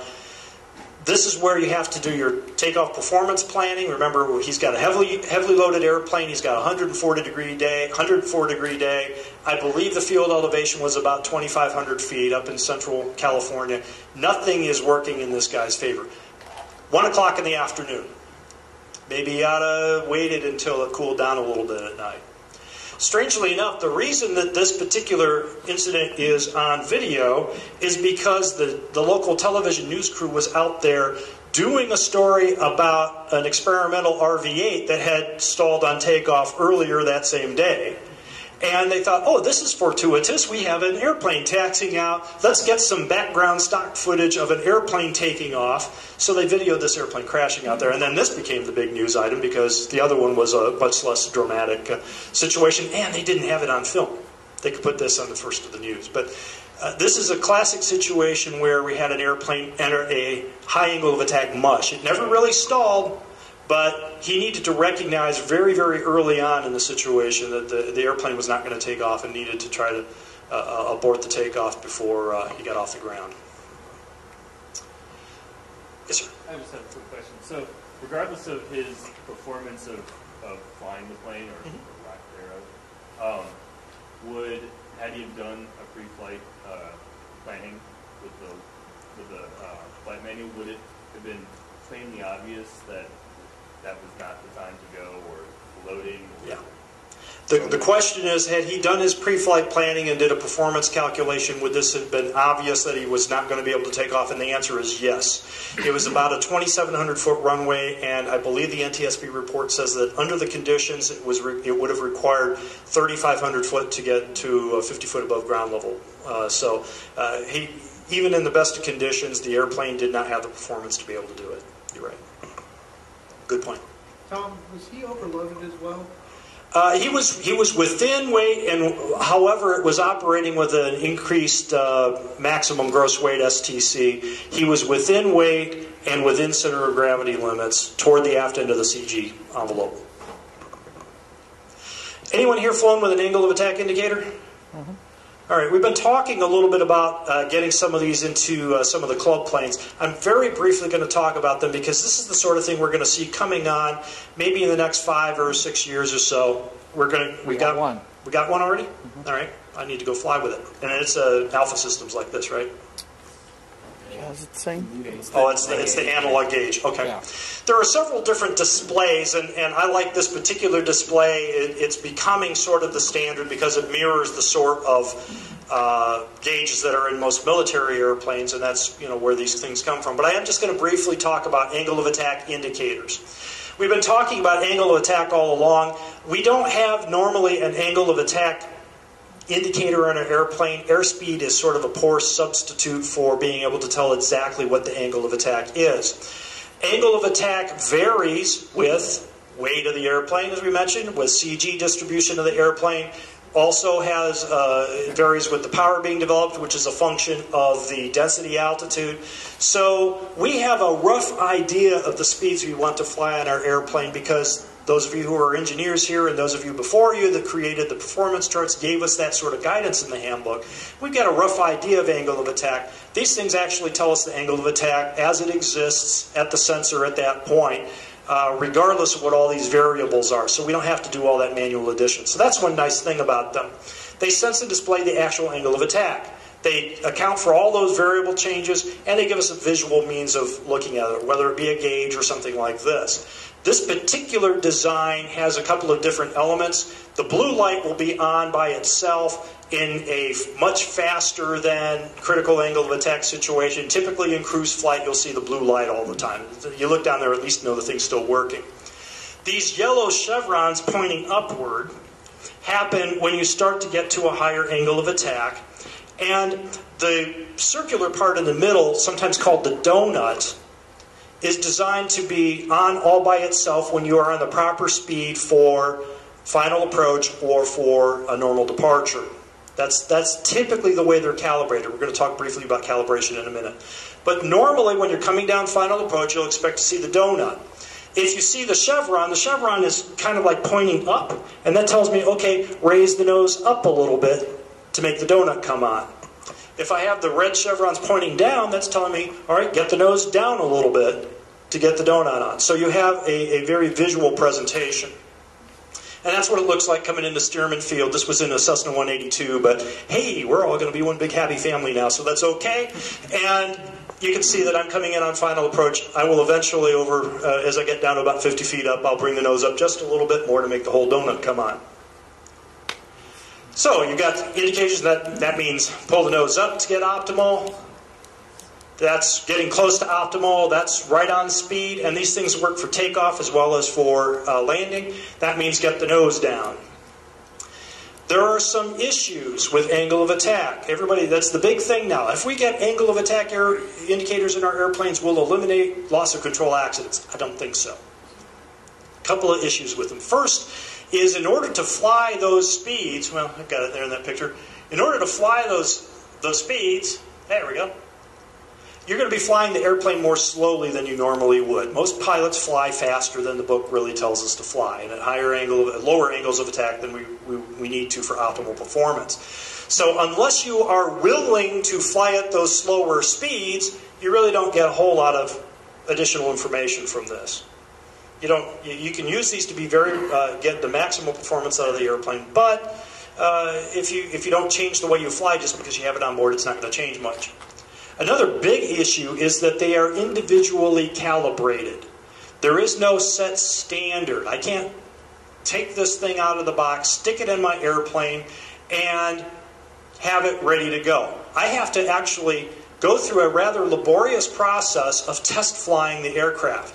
Go out there and precisely fly indicated airspeeds and consequently angles of attack, and push and hold a calibration button. So I have to go out there and hover on the edge of a stall to show this thing that, oh, this is what the edge of a stall looks like.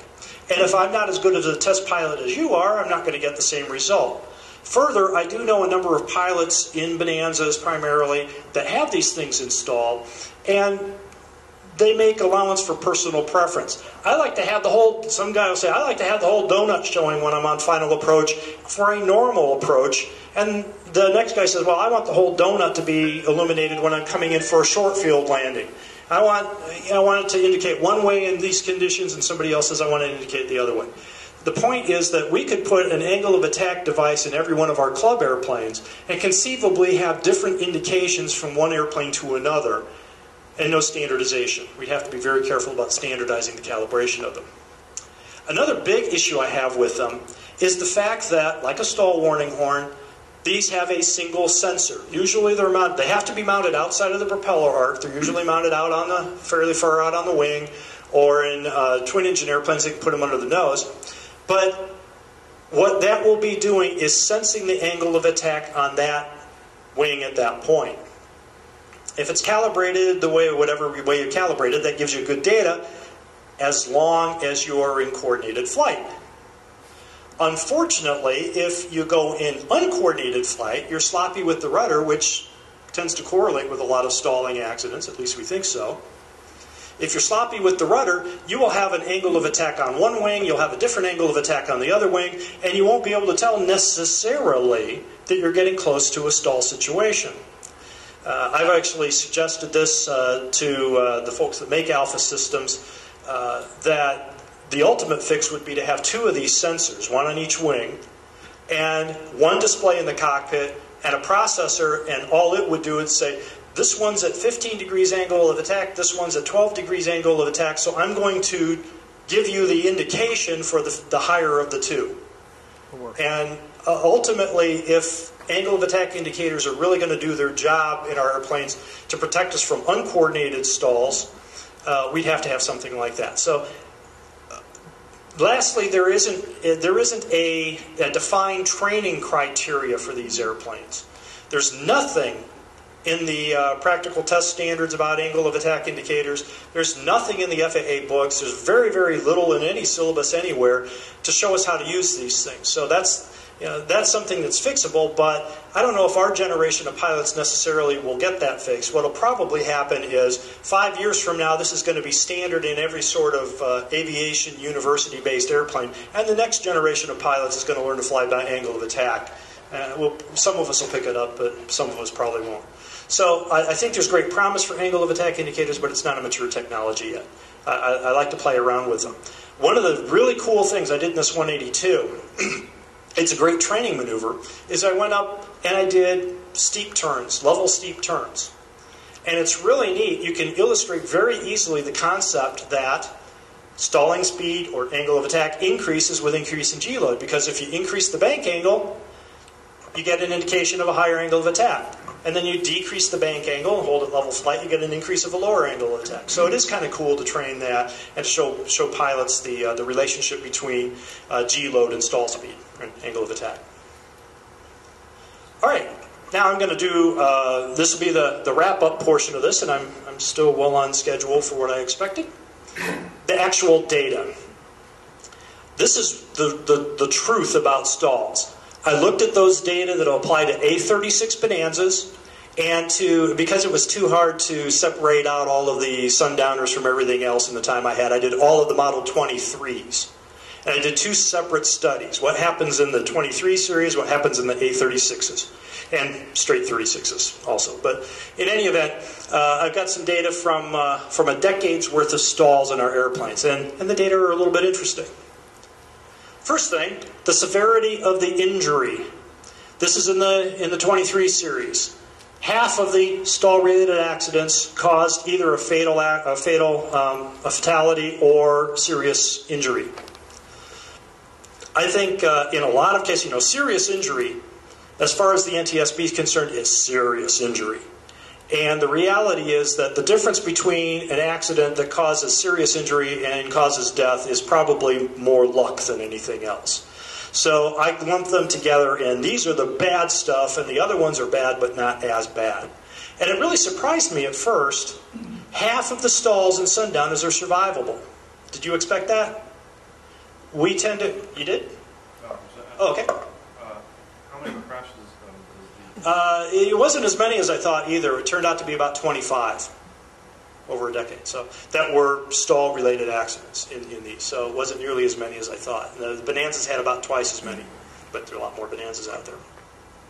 But it did surprise me that they're not always fatal. We always think, okay, you stall, you're going to die. Now, you don't want to stall, but not all of them happen in a situation where it results in a fatality.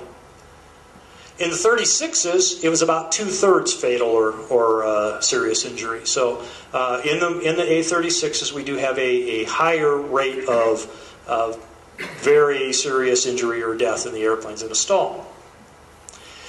Then I looked at the different phases of flight. And this is for the Model 23s. Interestingly, at least to me, 40% of all of the stalls happen on takeoff or initial climb. All right, the same number that we had happen in landing in the airplane. And these are power-on stalls, sometimes with some flaps, very, very rarely related to an engine failure, but sometimes there's an engine failure in there, but they're almost always a power-on type of stall that happens on takeoff or initial climb in the airplane. And it kind of surprised me that the number was as high as it was. When you look at the actual accidents, the landing stalls, there are as many of them as there were the takeoffs, but the landing type stalls tended to be the sort of thing where they dropped it in from 20 or 30 feet on final approach. They're not out here doing what we would expect, the base to final turn and dropping it in from 800 feet and dying. They're landing hard as a result of a stall, but it doesn't hurt somebody. So surprisingly, from what the data showed me was, what we think is the real threat is not the real threat. This is where we have a lot more exposure to problems. And then bulk landing and missed approach is another 20%. So here we have this we have a 2-to-1 ratio of power on stalls to power off stalls. Typically these are power on, these are power on, those are power off. There are some exceptions to the rule, but that really surprised me. We train for power on stalls, and then or power off stalls, and then we don't train power on stalls because the way we train, it's uncomfortable. We'll go out there and we'll just do another stall, do another stall, do another stall, now do it with a little bit of a bank angle. Now we're going to do the power on stall. Whew, that worked. We did that one time. You've got good responses. We're not going to do that anymore. That's the way we tend to train stalls in our airplanes. We need to be emphasizing the power on stalls and the go-arounds a lot more than we have been. In the A36s, 45% were on takeoff. A number of them were cruise and maneuvering accidents. Many of these were icing-related mishaps. You know, the sundowner guys, they're not usually out there in the real bad weather. The A36 guys tend to press it a lot more, and we get exposed to a lot more details. And most of these cruise maneuvering type stalls were after ice accumulation on the airplane. Bulk landing and missed approach gives you just about that many, and landing power off stalls was only about 18% of the total. So again, what we think is the hazard really hasn't been the hazard historically in our airplanes. Now, engine failures. Of all of the stalls in the Sundowners and the Musketeers and such, it was 50-50 whether or not it was the result of an engine failure. And this is where I derive an axiom. Engine failures do not kill pilots. Stalling the airplane after the engine quits is what kills pilots. We get so distracted by the engine failure situation that we don't maintain control of the airplane. That's why we have to practice stalls a lot, so that we instinctively know what the indications are. So when we're in an extremely high stress environment, we're trying to put this airplane on the ground because the engine quit, we can still recognize when it's going to stall. And we can recognize that even though I'm pointed downward, I'm now at a high angle of attack, and I need to get the angle of attack downward. Historically, in our airplanes, and just about all general aviation airplanes, if you maintain wings level at the lowest safe flying speed when you touch down, you will tend to survive it. There's a whole lot out there in front of you that's going to plow stuff out of your way. The airplane's designed to protect us when we go in straight in. But if you stall the airplane, all bets are off. And half of the stalls in the Sundowners resulted in from an engine failure scenario. Of those, about a quarter of all of the accidents were fuel related. Why did the engine quit? Because the pilot ran out of fuel or did not manage the fuel properly. If you take care of the fuel, you'll eliminate a quarter of the stall accidents right there. All right. Now, let's take the power off stall, the engine failure stalls out of the mix to see what really happens out there. As I said, we had some engine failure on takeoff, so 20% of the remaining stalls are takeoff type stalls. We now start to see a big group here in missed approaches and go-arounds. And this is the real threat in the Sundowners and the other Model 23 airplanes. When they stall, they tend to stall either on takeoff or on a go-around. It's a high-power, high-angle of attack departure, not what we would normally expect. A36s. I heard about a quarter of those were power losses, and 14% of the total of them were, 60% of the engine failures were fuel. Lots and lots and lots of fuel-related engine failures in A36s across the fleet. So again, keep the fuel turned on, and you're going to eliminate a good chunk of the stall threat. This is the one, and we're wrapping it up here, this is the one that really surprised me, because we all think the stall that's going to get us is coming in on final approach, and when you came in here, and I did when I first started looking at these data, we all thought it was that base to final turn with a power off. The stall that's going to get you is a power on stall. 2/3 of the stalls in the Model 23s, and almost every single one that has ever occurred in an A36 in the last decade was a power on type of stall. It's a lot different from what we've been trained. So, the truth about stalls. The airplane will not stall unless you make it stall. It will descend if you let it, and that might not be a good thing, but you've got to be forcibly resisting the airplane's natural tendency to descend to make the airplane stall. It's your fault if it stalls. Banking under a G-load increases the speed at which you reach the critical angle of attack, but only if you maintain level flight. If you let the nose go down, bank angle has nothing to do with the speed, or with the stalling. The more flap you use, the more dynamic the stall. So if you are doing a short field takeoff, be especially attuned to stall indications. It's going to happen more quickly, and when it does happen, it's going to be a much more dramatic departure from controlled flight. As we saw in the video, a mush is as bad as a stall. I do this a lot in E36s before I realized what was really going on. You go out there and you're going to try to stall with a guy. Usually a power-on stall is when this happens. You've got two people on board the airplane. The center of gravity is way toward the front end. You've got maybe a half or better tanks of fuel on board. You don't have anything in the back of the airplane. So the angle of attack is going to be way, way up there. And if you practice stalls the way that I used to practice stalls, and most people practice power-on stalls, you're pointing up like that, and it might not ever stall. You reach that maximum elevator stop, and it hasn't quite stalled yet. And so have you ever seen this? You've been trying to practice a stall, and the nose won't drop, but you see the vertical speed go like that. You're in a mush. So you have to watch for that on takeoff also. If you're taking off, especially with a heavy load, or on a hot day, or a combination of the two of them, watch for the proper vertical speed. If you don't get the vertical speed you expect, lower the angle of attack, because you can mush it in, and as we said, a mush is as bad as a stall. Uncoordinated flight increases the angle of attack on one wing versus the other, so you may or may not get good stall warning, whether you're using an angle of attack indicator or you're using the traditional stall warning horn. Actually, one of our ABS members suggested that, okay, we've got the stall warning horn on the left wing. If I'm going to put an angle of attack indicator in my airplane, I want to put the probe out on the right wing, so I've got either a buzzer or an AOA. Okay, maybe that's a good mitigation. Model 23's 2/3 of the stalls were power-on stalls. 60% of them happen on takeoff, go-around, or missed approach. Not where we're training them, but it's where it's getting people. And half of the stalls happened with an engine failure. Half of those were because of bad fuel management. So that's something we can fix if we just pay attention to our fuel. In the 36s, almost 90% of the stalls are power-on stalls. We don't expect that at all. Did you expect that? I sure did. Occurred in the last decade is a power-on stall. 63% of them happen on takeoff, go around, or missed approach, which is most of the situations where we have power on. The other ones were those cruise and route sort of things that were primarily icing situations. The power's on, but it just can't sustain flight. And then about a quarter of all the stalls that occurred in that decade were because of fuel management issues. Pay attention to the fuel, we'll eliminate a lot of the stalls. And that's it. Fuel will help us prevent some stalls. Be prepared, practice your stalls enough so that you know the indications. You just subconsciously pick up the fact that, okay, I'm having to pull hard, I'm having to push with the rudder, noise is getting quieter, so that if you're in a situation like a power loss where you're really distracted, you might have another degree of safety here. You might be able to detect the impending stall a little bit more sooner. Density altitude is a factor in a lot of stalls, so if you're flying out, this is one of the reasons that we have the club rule about mountain flying checkout.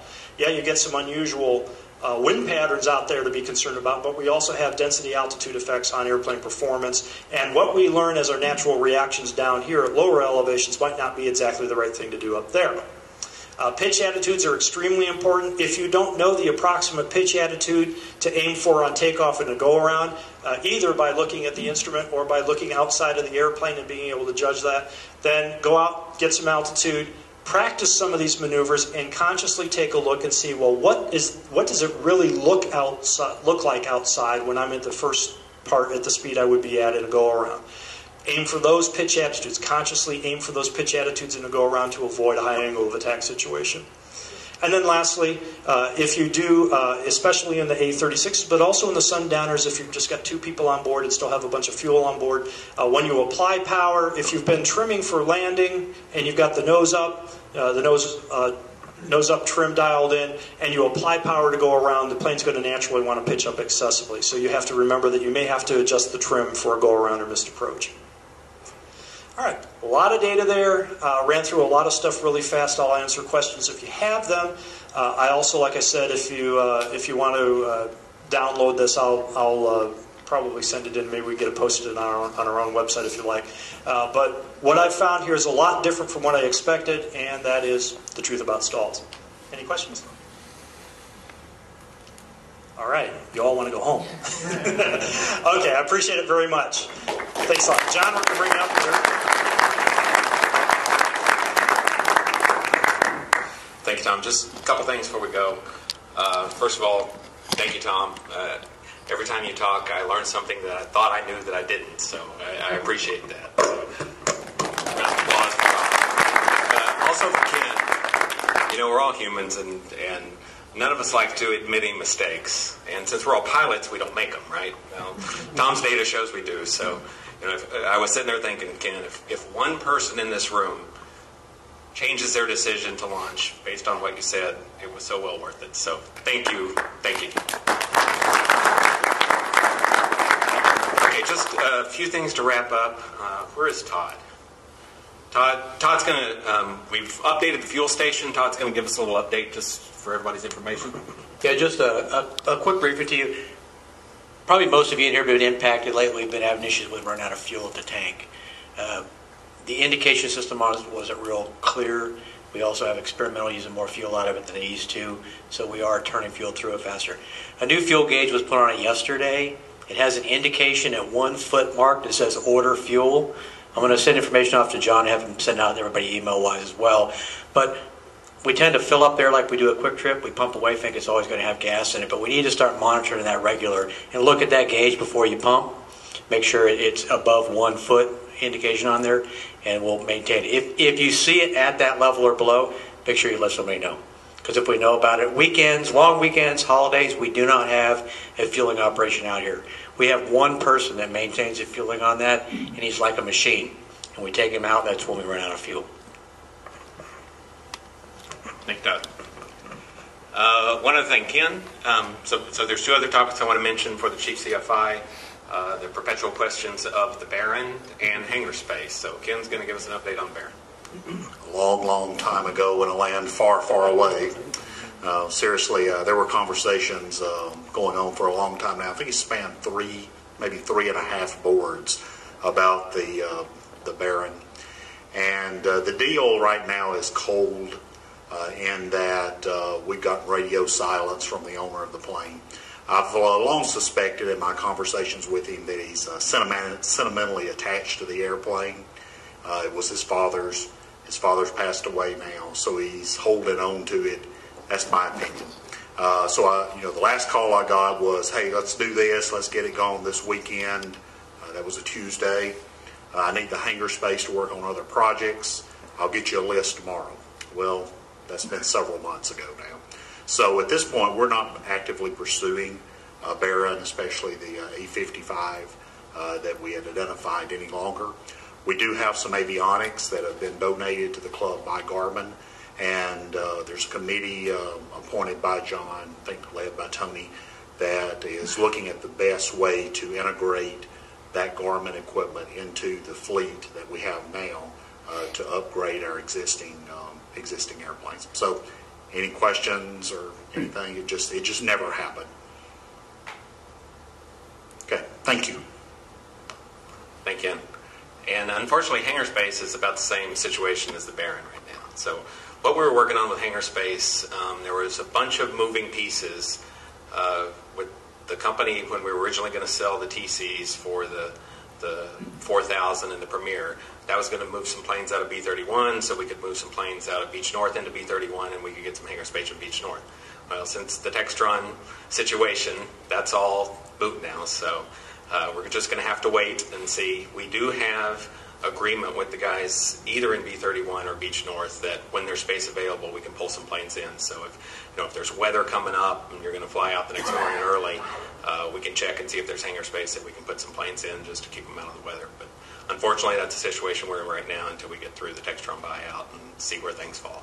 So, any questions? And last but not least, on the Chief CFI, we have selected a new Chief CFI. We had a selection committee, thanks to Tom and Bill Mills for helping out there. We've selected Peter Gracie to be the new Chief CFI. For those of you who don't know Peter, he's an experimental test pilot, works out of B-31. Unfortunately, he's not here tonight because he had to go Tuesday down to Uvalde. He's working the PD-440 program. So I'm going to try and get him to the next bingo so everybody can meet him. But We're really happy to have Peter on board, and I think he's going to do a great job. So, any questions? All right, thanks for all attending. That's a wrap.